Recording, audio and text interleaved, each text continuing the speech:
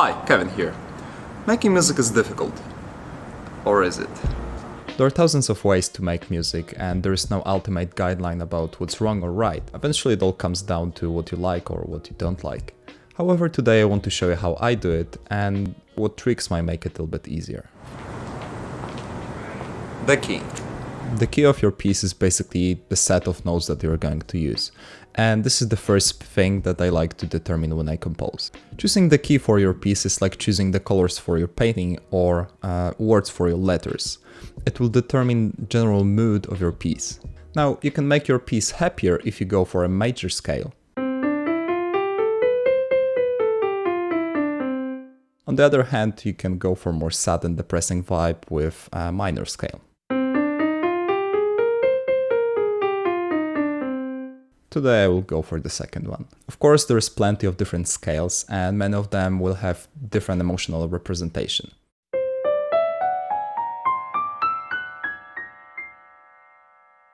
So basically you don't have to stick to the typical scales and, for example, you can omit some of the notes. Or add some extras.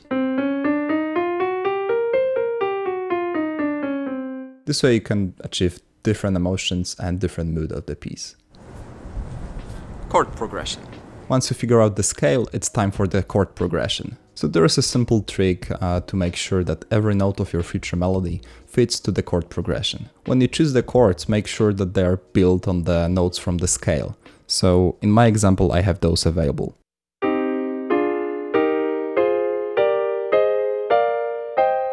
Of course, you can go for chords out of the key and still create pretty sounds like this.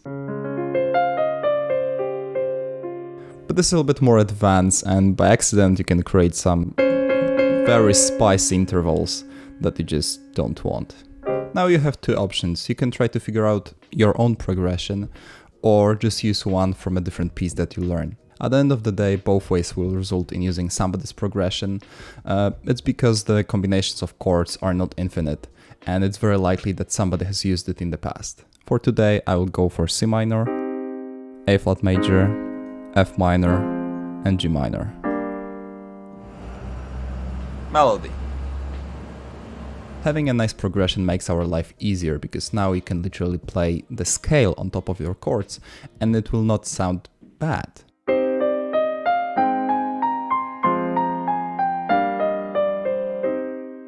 Now we are in a place when you can finally unwind your creativity because you need to find a melody for your piece. I like to start from something very simple, like a few ascending notes.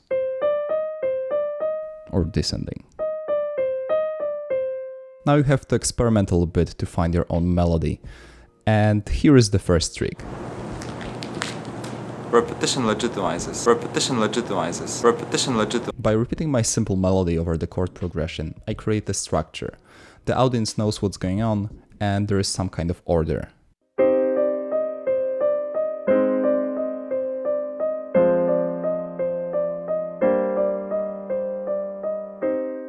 Of course, you don't want to repeat it over and over again. And here is the second trick. Evolution. Let your melody evolve, or rather trigger this evolution by making small changes. For example, you can change the last note of your melody every time you change the chord.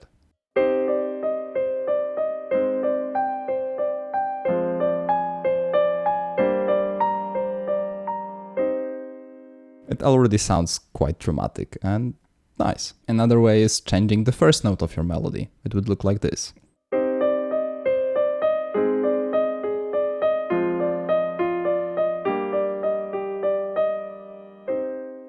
Those small changes will accumulate over time and the melody will start to move in some direction. Reverb.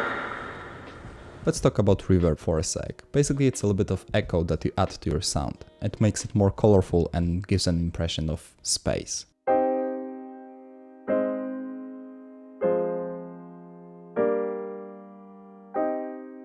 Just be careful and don't you overuse it because everything will start to sound muddy.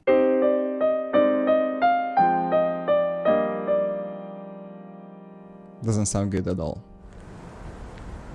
Ornaments. There are many types of ornaments, but basically ornament is any extra note played in addition to the main melody. Let me show you.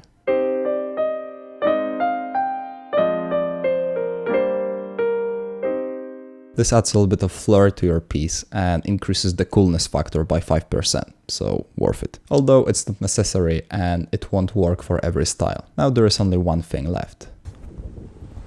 Practice.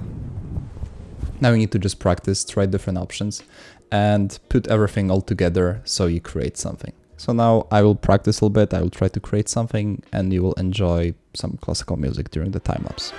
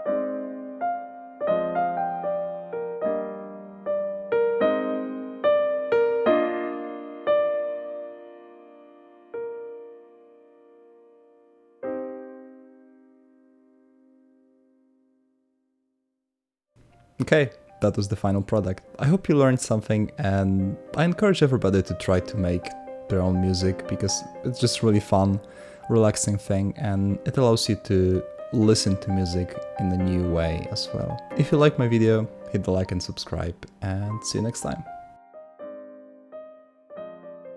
If you're all still here, I will give you one extra tip. So every 45 minutes, have an OJ break. So a break with OJ. Works, really. Also, this is the first episode of a new series, How to Make Music, or for shortcut. So if you want to see more episodes like that, subscribe and subscribe. What do you mean I'm addicted? Me? No, no way.